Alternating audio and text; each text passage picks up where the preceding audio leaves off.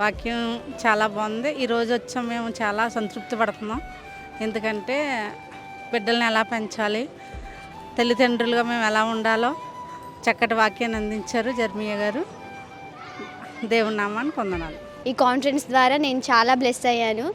Office నుంచి వచ్చి ఇక్కడికి రావడం వల్ల చాలా ఆశీర్వాదాన్ని నేను పొందుకున్నాను. కుటుంబం ఎలా ఉండాలి ఏంటి అనేది నేను ఈరోజు తెలుసుకున్నాను. చాలా బ్లెస్సింగ్ అనిపించింది. Thank you. ఈరోజు మేము జంగారెడ్డిగూడెం ఏజెన్సీ ప్రాంతం నుంచి విజయవాడలో ఉన్నటువంటి క్రైస్ట్ టెంపుల్కి రావడం జరిగింది.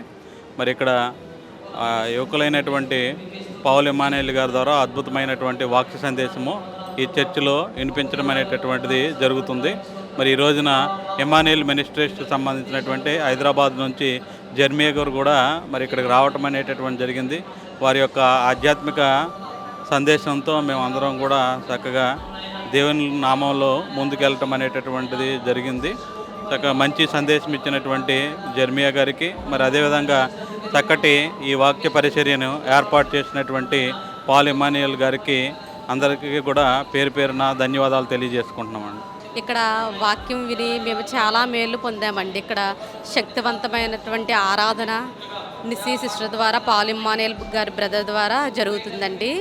ఈరోజు చెప్పిన వాక్యము కుటుంబం ఏ విధంగా కట్టబడాలి, ఏ విధంగా కుటుంబము దేవునిలో ఉంటే ఏ విధంగా ఆశీర్వదించబడుతుందో అన్నది జెర్మియా బ్రదరు చాలా బాగా చెప్పారండి. మా కుటుంబము ఈ కూడిక ద్వారా ఎంతో మేలు పొందిందని నమ్ముచున్నామండి.